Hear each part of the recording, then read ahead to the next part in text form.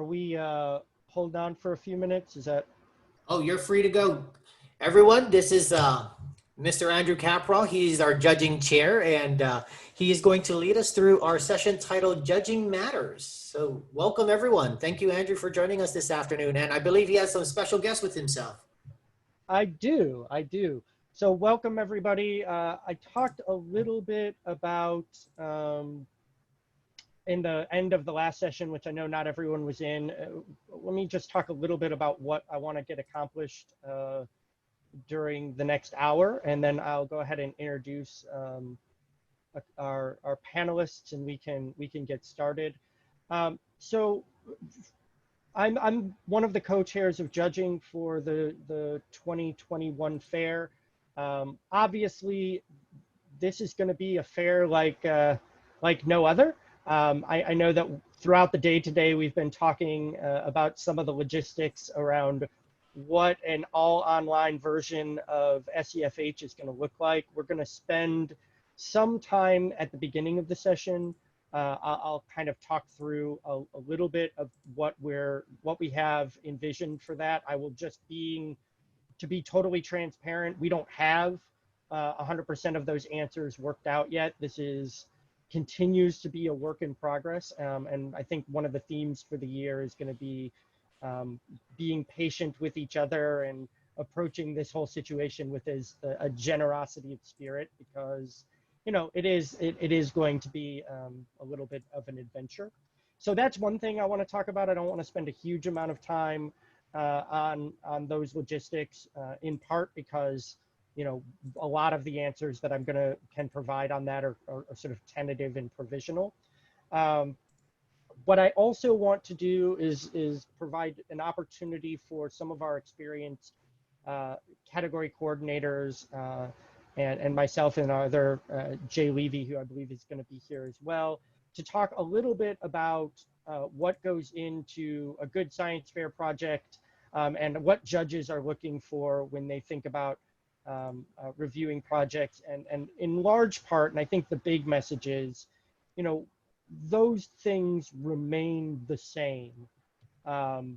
Whether we're thinking about judging those projects in a virtual setting or in a face-to-face setting, what we're hoping for and what we want to see out of our students' work is good, solid science that demonstrates that they've thought critically about a science and engineering question and have approached that work with the same kind of commitment and rigor that we've experienced, throughout the years for SEFH. So new format, but the general idea remains the same. And so before I get started and talk a little bit about the logistics, I do want to provide an opportunity for of our panelists to introduce themselves as well. So the first person I want to introduce is Jay Levy, who's our judging co-chair. Jay, do you want to say a few words to introduce? Yes. My wife, Peggy, and I were co-chairs of the fair since about 1994. She's since retired, but I'm still mainly doing consulting work now. And so I know something about all the categories.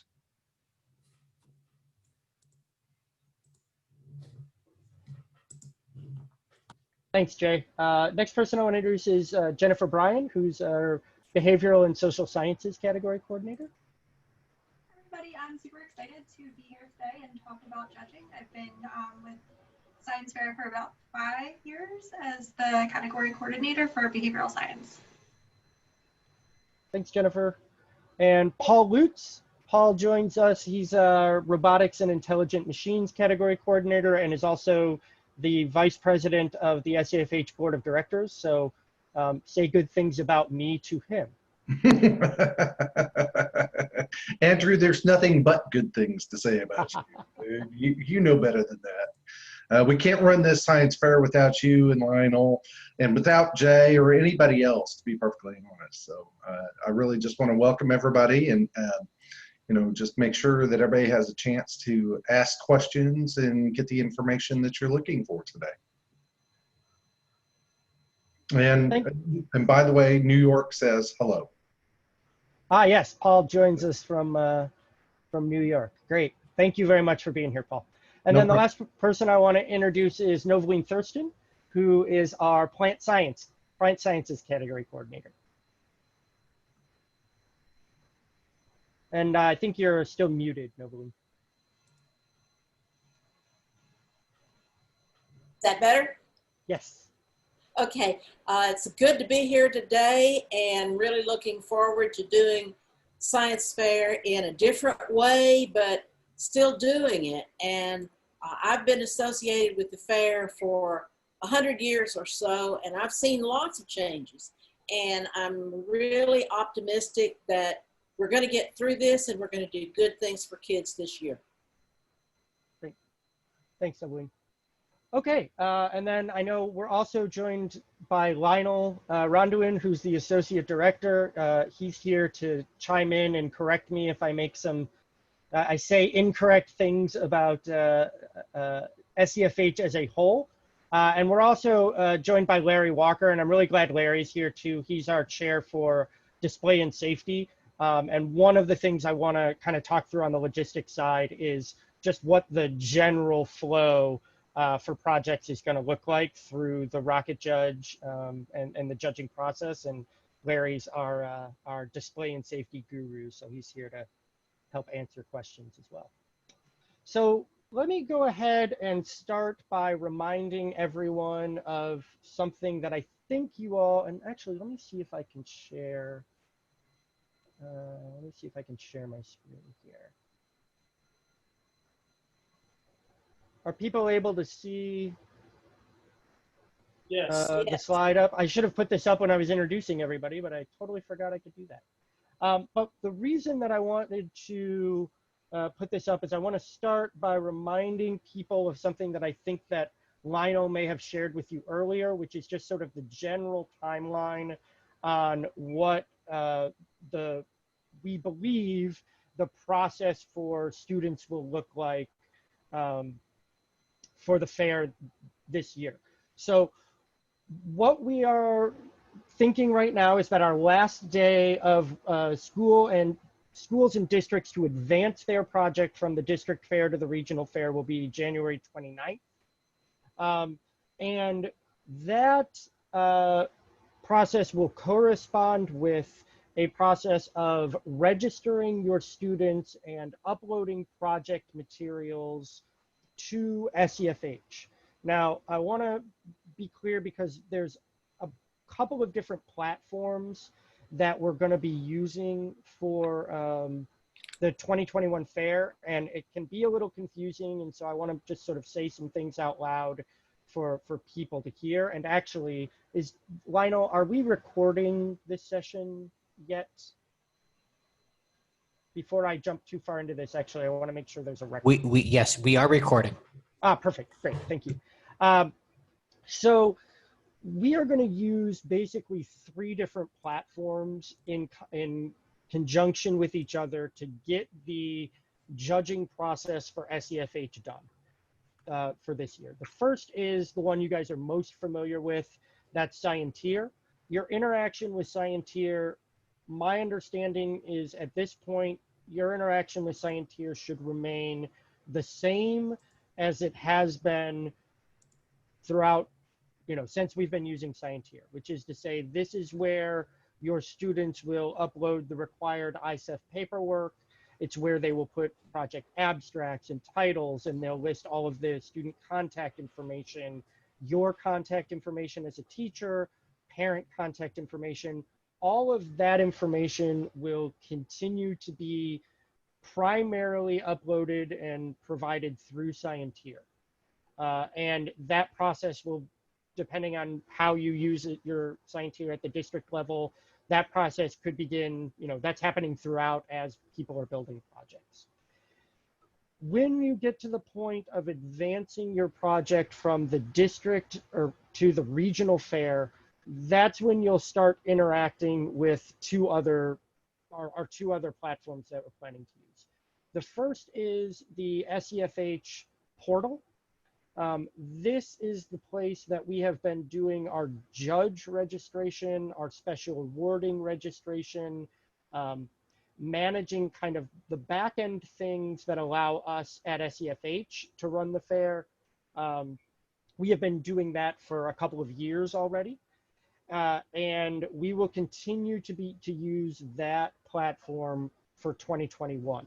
Now, excuse me, I'm sorry. In the past, students and teachers haven't really needed to interact with the portal at all. It's something that we've sort of used in the background, but you guys haven't really had to see. This year, the change that will happen for your students is there will be now a step where the students need to upload the materials that the judges are going to see on the day or during the judging process.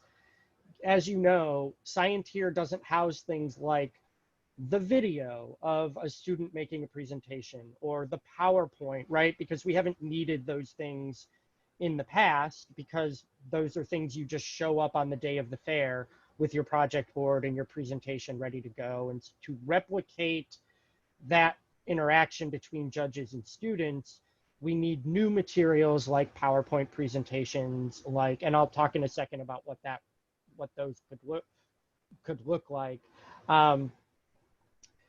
Those materials will need to be uploaded through the SEFH portal.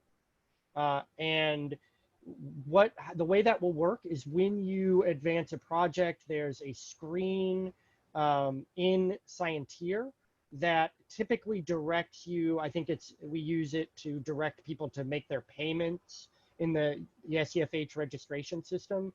There will be a link. You will get access to the portal and the place where you need to upload that material through Scienteer, right? And so it will be, in that sense, integrated into the workflow for the students, because they will know they'll get to a stage in Scienteer and they'll click on a link, and that will take them to the place to upload their project materials. Once those project materials have been uploaded to the SEFH portal, we will take care of transferring those materials to Rocket Judge, which is the third platform that we're going to use. And if you were not part of the session immediately before this, Rocket Judge is basically a platform that will replicate the, or as closely as we're able, the judging, face-to-face judging process, but we will be able to do it online. They have capability for places to upload PowerPoint presentations or PDFs. They have a place to upload or to link to videos where the students can do a brief presentation of their work. We're going to be able to upload and provide the required, not all, but of the ones that would be normally taped to the board, the ISEF forms like Form 7, 1C, things that would need to be viewed by the judges. Those we'll be able to link those in places. And it will really provide a dashboard for the judges to go in and do the review of the project that they need to do. But students will not need, unless there's a problem with display and safety, they will not typically need to go in and upload anything directly into Rocket Judge. All of that will happen on the SEFH portal, and then we will take care of transferring that information to Rocket Judge. And then what will happen is, in order so students know and judges know where in Rocket Judge to go for their interviews, to monitor their project display, they will get emails from Rocket Judge that will notify them and provide links to the places where they need, where they need to go. Now, a couple of things that we need to make sure people know about. So that email is coming from Rocket Judge, and it will have to get to the students, right, in order for them to know where to go on the day of the fair for their interview, how to monitor questions coming back during our phase 1 judging period. And so when you upload your project materials, we are going to ask students to provide email addresses for themselves, right? But also we're going to make sure that teachers are copied on those emails so that we have some lifeline, right? If we get to the synchronous part of it and a student can't, doesn't have the email or lost the email, teachers will have a copy of that email in their box, right? That they can go and say, okay, I'll forward it back. We're going to rely on you as teachers to help cover some of those logistics, right? Because errors like that for 1,000 students is going to be really hard on our end to cover. So that's the sort of general process that will happen is upload materials to the portal. We will upload them to Rocket Judge. Students and teachers will receive emails from Rocket Judge with logistics information about how to go in and be in the correct spot to be part of the judging process. I'm going to pause there and just ask if anybody has any questions about that first part of the process or that general kind of workflow.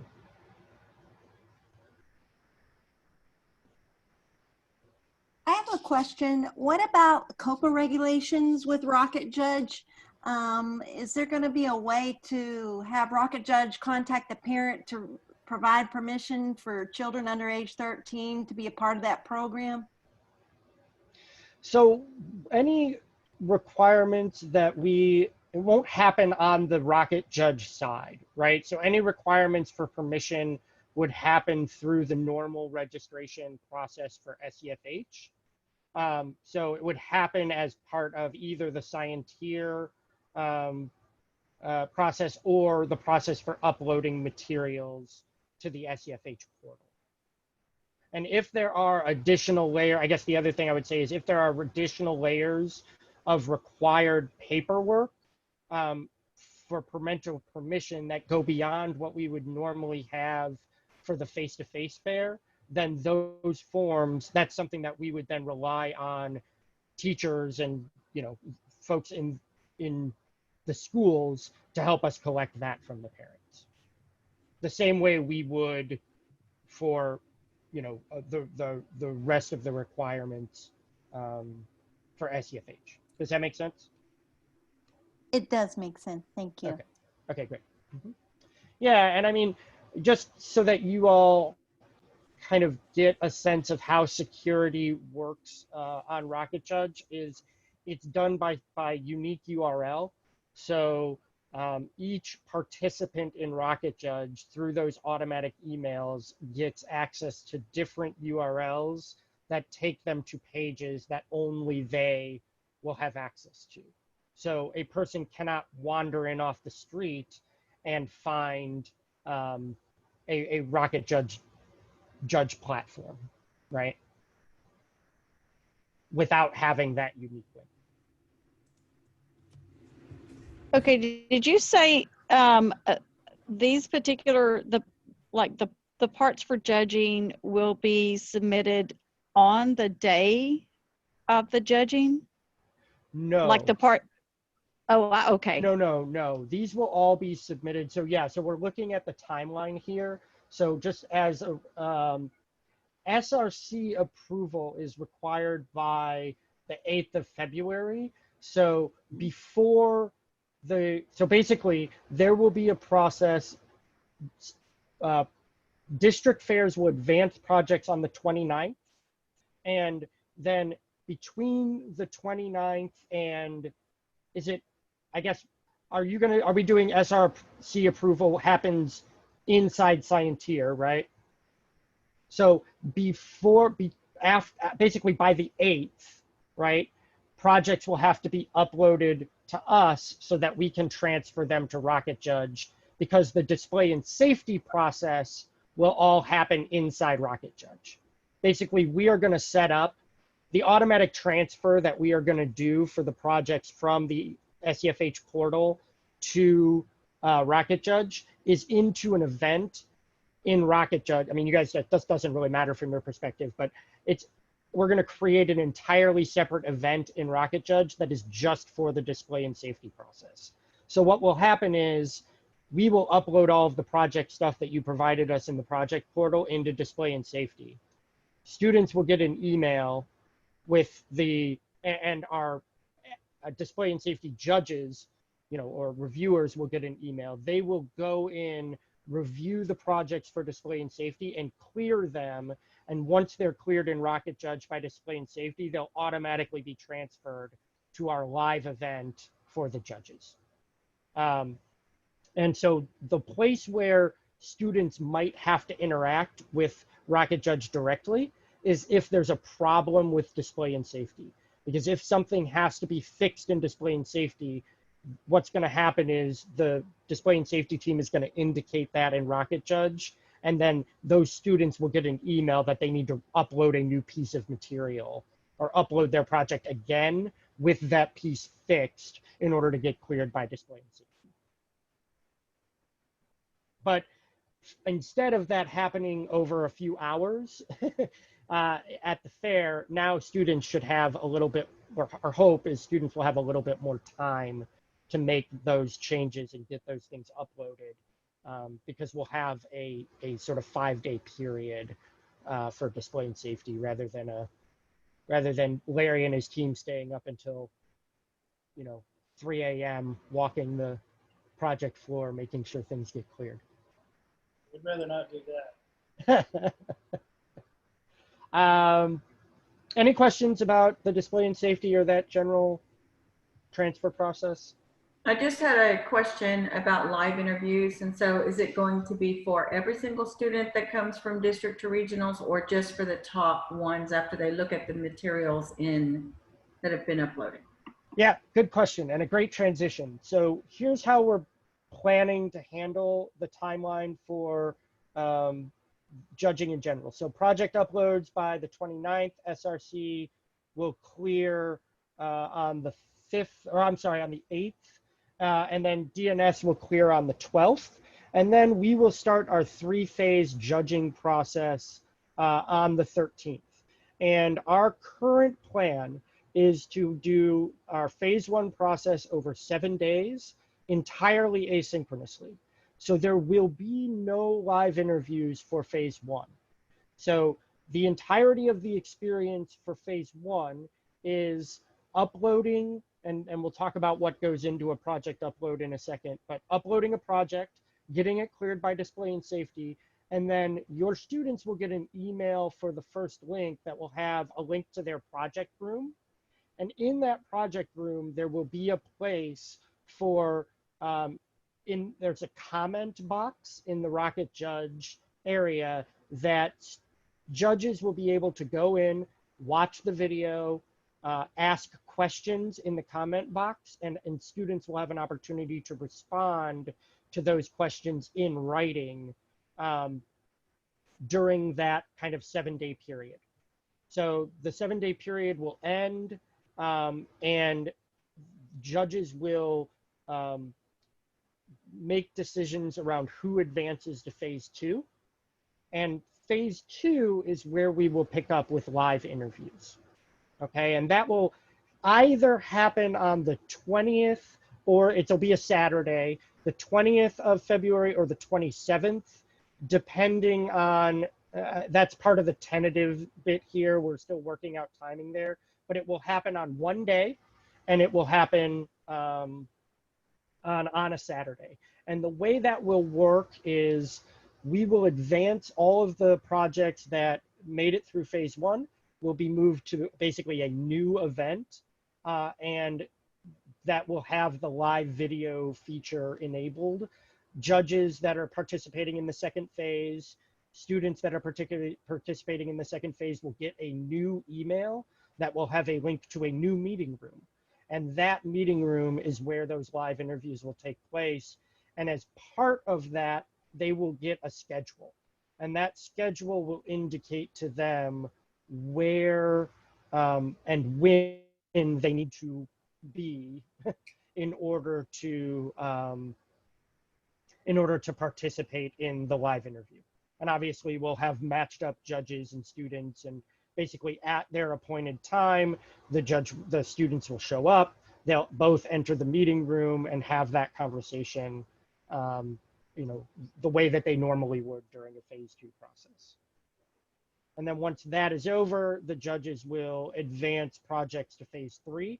And obviously, by the time we get to phase 3, we're talking about only our grant award nominees. And so we're down to about 35 projects or so. And that will happen the same way it normally does. We will schedule a time and those students will get notified. And that will happen again either on the 20th or the 27th.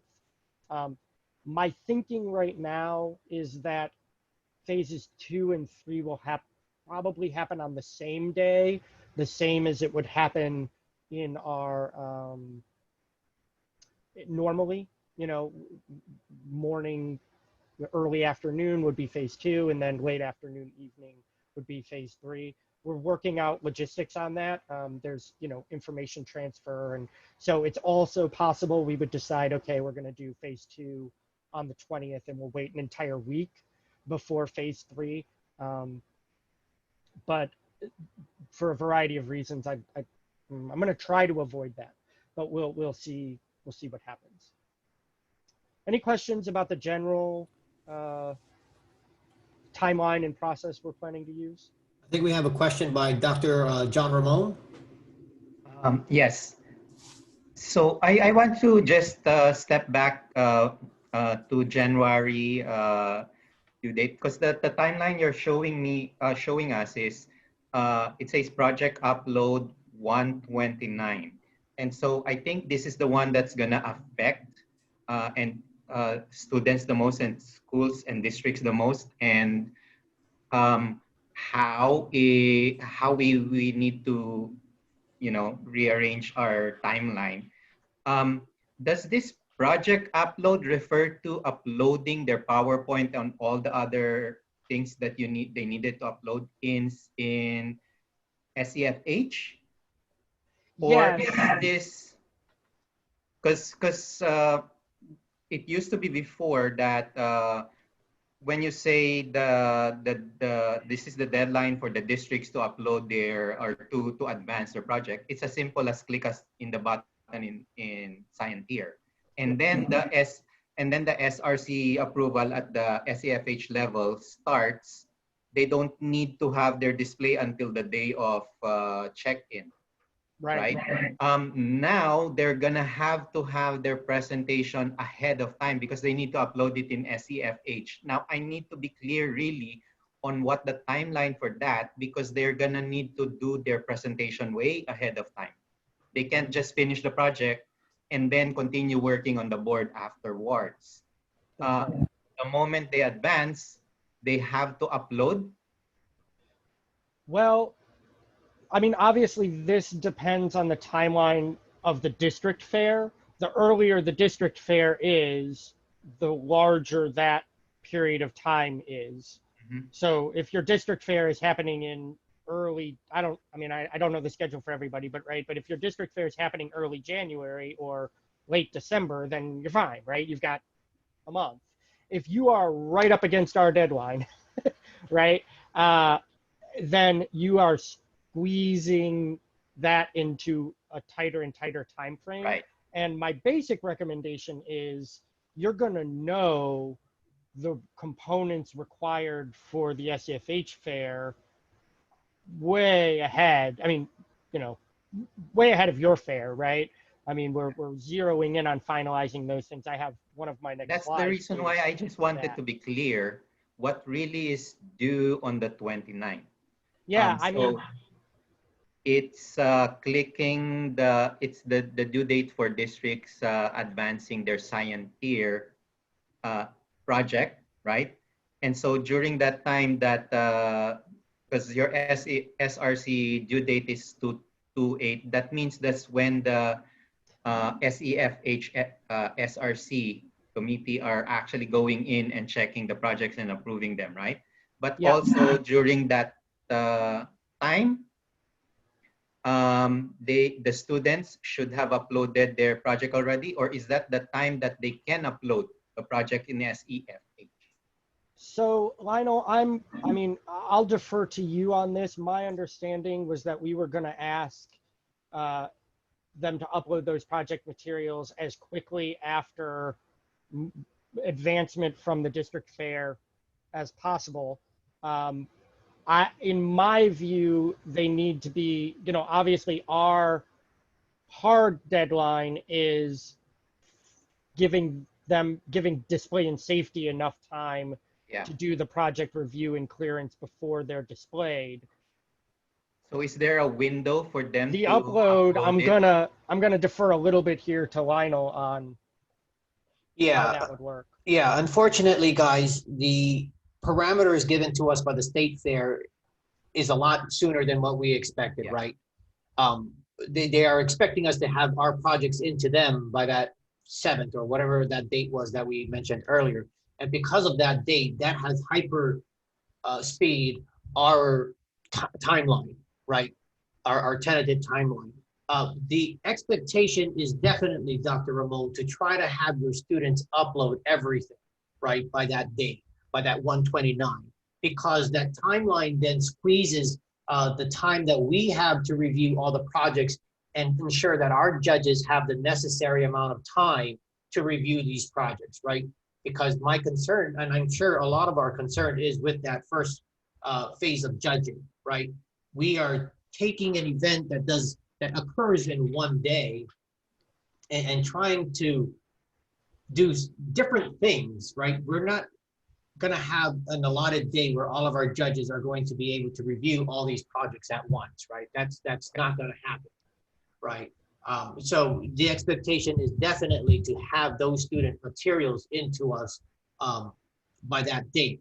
And now you might be saying, well, why do we need it then if the DNS is not going to be able to review it until a later date? Well, because there's intermittent steps that we still need to take in order to get those files prepared and get them into that Rocket Judge platform. Unfortunately, it is very tight timeline. It is a very tight timeline, and we recognize that fact. And we recognize that schools did start later, but again, if the state does not move their date, we cannot change our dates, unfortunately. Yeah, I just needed to be clear about that as early as we can so that we can get a heads up to our students. Okay, this year it's going to be different. You have to be ready with not only with your paperwork in and sign here, but also your presentation and your video, right, voice over, because everything needs to be done by that date. And so that is the right. No, Dr. Ramon, thank you so much for bringing that up, because that is the intent of us trying to give you guys as much information as we can of what we conceptualize, right? As Andrew had mentioned, things are still ebbing and flowing, of course, as we stamp out everything and try to make it as concrete as possible. But unfortunately for the timeline, it is not as flexible as we would have liked it, right? If I could have our fair later on in March, I would absolutely have it then. But because the state fair is adamant about having their information when they need it, it really doesn't give us any leeway for flexing, for further moving our dates.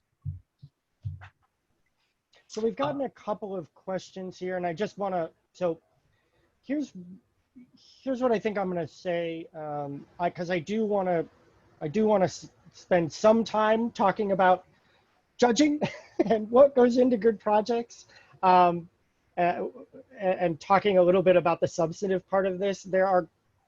And I guess here's what we'll say. I am happy to make myself available on a separate additional call. We can schedule something to talk about logistics more. But I think the thing that I would say on this timing is the materials that it may, particularly if your fair, district fair, is right up against the timeline for the regional fair, the materials that you build, that students build for the regional or their district fair, may end up being the same materials that get presented at the regional fair. And I think Susan, maybe somebody made that comment in the chat, which I thought is right on, right? I mean, you may not be able to go through Right. a long rebuilding process. Right. So yeah, and so we're trying to be as clear as we can about what goes into a project entry for this year, so that you all will have that information way ahead of time and can help your students build the right things for SEFH from the beginning. So let me I'll scroll through here and see if there's anything else. The informed consent forms uploaded on 129, that isn't my area of expertise, but my assumption is yes. So any required forms, those sorts of things would also be part of what would be required to be uploaded. And typically, I think that would happen through Scienteer, right? Well, so certain forms I know that students are asked to bring to the fair, such as their consent form. And so, yes, certain projects will definitely need to continue to upload those. But when you do that upload into that SEFH platform, those spots will be allotted for your students to make those file uploads. But do keep in mind, for files that are like your participation or your participant consent forms, for instance, right? We're not wanting you to upload each consent form one at a time. We prefer that you upload it as a large PDF with all those necessary forms in it. Lionel, is there something that I missed? Are we now requiring informed consent forms to be uploaded? So they don't have to be displayed, right? They're not technically a part of the display, but I thought it was a part of the DNS rules that they needed to still be at the project. Correct me if I'm wrong. For quite some time, we have not required them to bring them to the science fair because of confidentiality. Okay. Great. In fact, there's a rule in display and safety that says they're not allowed to be at the fair. Okay, great. All of that has to be handled by SRC. If the SRC, believes that the student didn't get the appropriate forms signed by the parents and so on, then that would be an SRC issue. So display and safety's pretty much washed our hands of that. Okay, great. Thank you for that, Larry. And that is the general thing to think about. And when you have questions about how is we going to handle these questions, if it's an SRC issue, if it's something that would have been handled through Scienteer in past, it continues to be handled there, right? The new process is replicating or replacing what happened at the physical location of the fair. Display and safety, judging, right? And only the materials that were relevant for that are the ones we're going to ask your students to upload through the SEFH portal. Great. Okay, so we have 20 minutes left. I was hoping it would be a little bit longer, but that's okay. I still want to spend a little bit of time talking about the general idea of what goes into a good science fair project.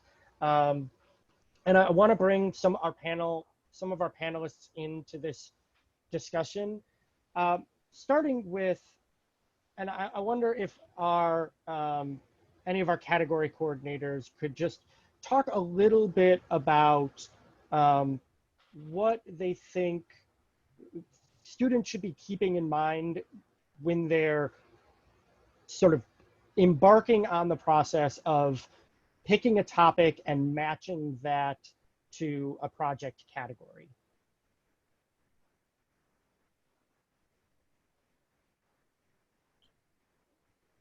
Yeah. I'll say a little bit about that. I'm always impressed when a project is rather multidisciplinary. In other words, a plant project that required some engineering, a project that uses a lot of math to analyze data. sometimes there are more than one category that it looks like it actually could go in. And so I would ask that student, who do you want to judge this project? What kind of expertise do you think will appreciate what you've done more? Is it a bunch of engineers, or is it a bunch of medical people? There are times when it's kind of a wash up, which one would be better. But it is a shame to see a project that has been put in the wrong category. So we need to try to guide kids into talking to their strengths, what their project is really about. And I'd like to add to that, think about who could judge the project fairly. So I'm behavioral science, and if you submit a machine learning project to me, I don't have the expertise in that. I can't judge you fairly, and I might ask questions that aren't really relevant, and you're not going to have the best experience that you could probably have in computer science or somebody that has the background in machine learning, even if it's coming up with some kind of psychology topic.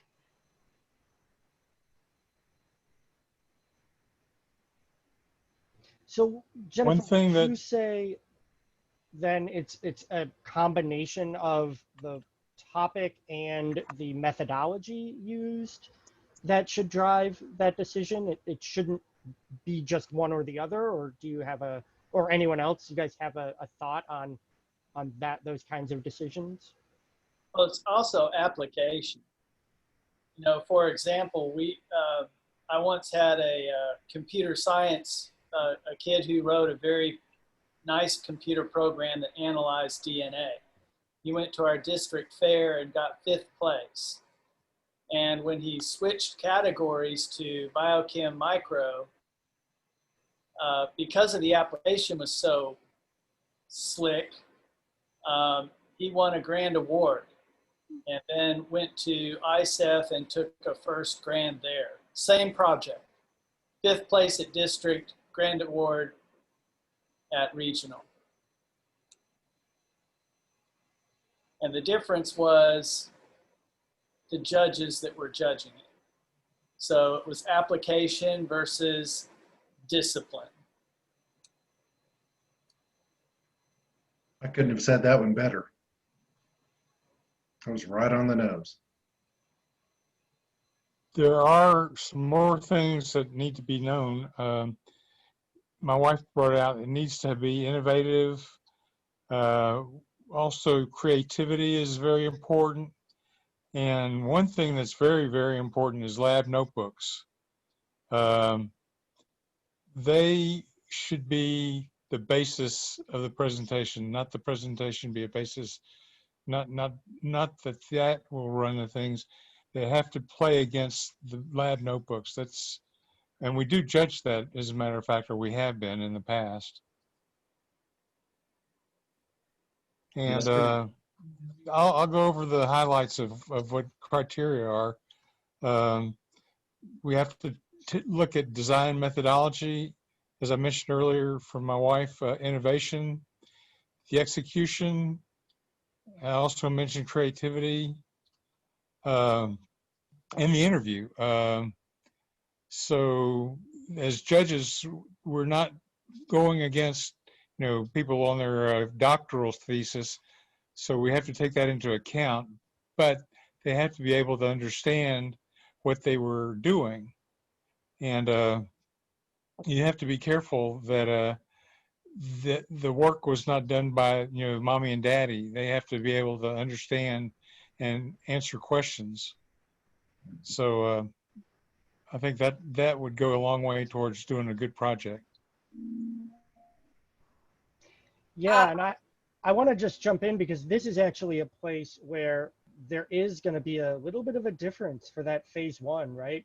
One of the consequences now of having a 7-day asynchronous period is judges could decide to take a much closer look at things like a lab notebook than they would be able to do in a 12-minute period in a face-to-face. You know, normally they are picking stuff up and speed reading through, and we are going to ask our judges, you know, to, you know, obviously they're not going to be able to spend hours with every project, but we will not, you know, during that phase one asynchronous, judges could take a could look, and what we are going to ask them to do is obviously be very consistent about what they look at and the time they spend with each project. But it's not going to be the same kind of time pressure that they would be under for phase one. That amplifies the importance of some of these details. Andrew, Mhm.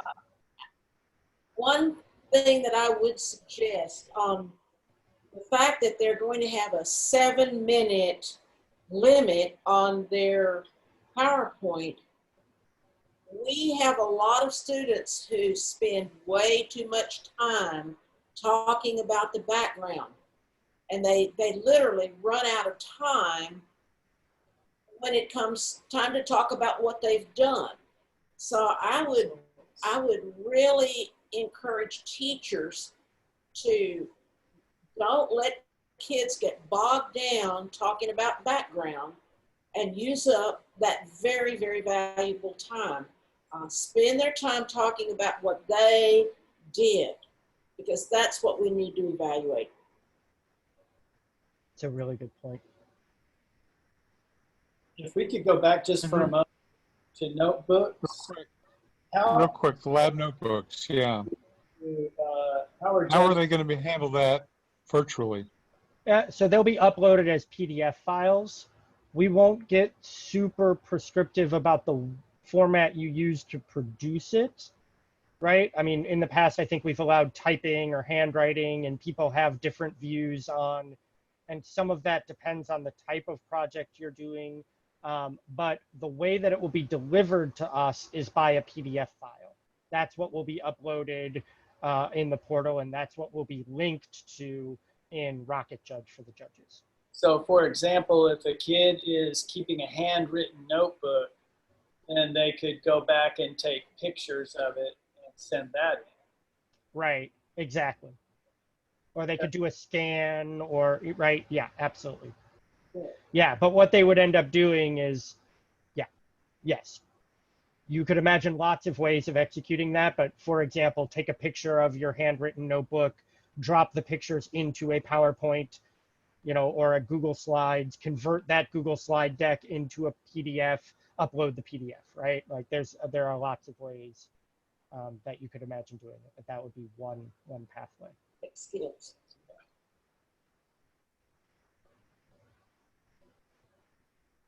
And as creativity goes, we have, as I think we still have it as junior and senior division each. And the individual categories will have to let whoever's coordinating creativity, which projects are their best ones, and then they can go back later, I guess, in phase two to go over those particular ones, right? Yeah, so we have these sort of special awards categories, and similar to the way that it's been done in the past, those will be based on nomination and review, and we'll work out. But that those will happen in the background. The students won't have to prepare something special to be entered. It'll just kind of happen.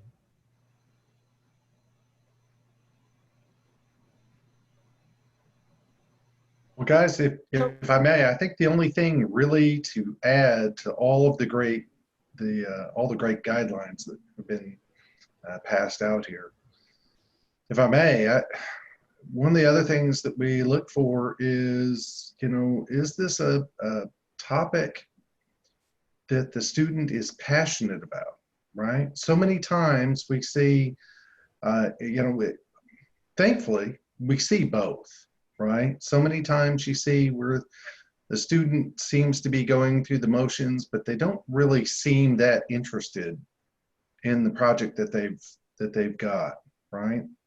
And then you get those students where they talk about how they're their grandmother, lived in an apartment, and the apartment caught on fire, and then they started talking about how to do flame retardant clothing and stuff like that, and that brought an entirely different spin on that entire project, right? Now, that's really two vast extremes there. So don't just glam onto either one or the other. But it needs to be something that the student is actually interested in. I know that's difficult, right? We've got to help guide them along to what are their interests, right? And see if we can help them get them into a topic and a category that that might actually make a difference for them. And I tell you, when we see those, it makes a huge difference in judging. It makes a huge difference where they're going to place in the category, all that. I think sometimes it's the difference between, well, for a student, it may just be, don't hide your enthusiasm from the judges. In trying to act professional, sometimes kids will do that. Right. I had one student who would literally start jumping up and down when she started talking about her results. And I told her, don't stop doing that. Your enthusiasm is catching. The judges will be affected by that. That's absolutely correct. Yeah, we've had similar experiences when the kids come up and they're like, hey, I've noticed this thing, and then I designed this experiment so I could learn more. They're really engaged and you can feel their excitement. But then when you ask them questions, they're able to answer like what they're going to do differently in the future and whatever questions we can throw at them, because they're so engaged in the topic, they're better able to answer the questions that we can come up with. One thing also that I usually ask is, when it's all over, did you have fun doing this? And that's a good measure to see how much they were really interested in the project. There's that. I always ask if they have any questions of the judges, right? You have the judges asking all these questions about the project and all that stuff. I always make sure we ask back, what does the student have as far as questions for the judges? And make sure we save a little time to answer their questions as well. And then, guys, lastly, we've really been talking about this, but some of the additional stuff we always look for in projects is, you're looking through the scientific method. How did they actually execute the project? I love the questions of, well, what did you learn? And what mistakes did you make that you learned from, right? That second one's actually the bigger of the two. What went wrong and what did you learn from that, right? Because guys, don't forget, failure is probably 80% of learning.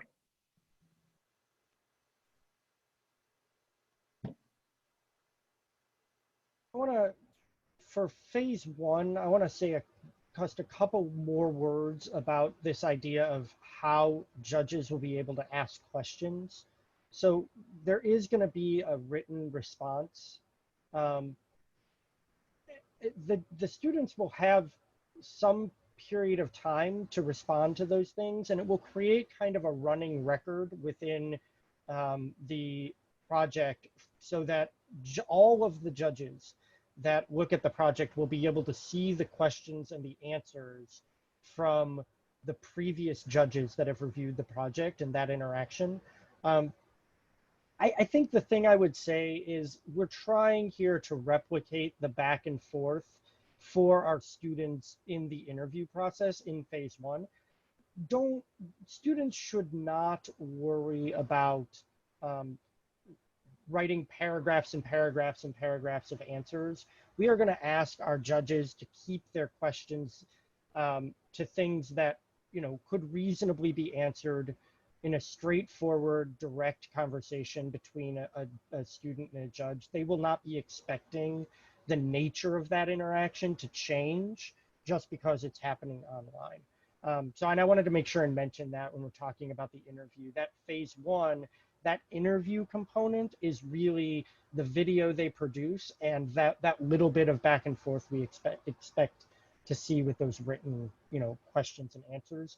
And obviously our expectation is the answers that go into all of this, including those written answers, those need to be done in the student's own words, right? It needs to be their response, done sort of, as they would respond to a question that they got during an interview. That's our expectation. Well, that is the real challenge here in judging, isn't it? When you're standing face to face with a student and you're questioning that student, you have direct responses from the student. Whereas if you're carrying out emails back and forth or that kind of format, then the students can get input from parents or teachers or what have you. So that's going to be a challenge. We're going to have to rely on everybody to, provide as honest answers in a timely manner as best as possible, right?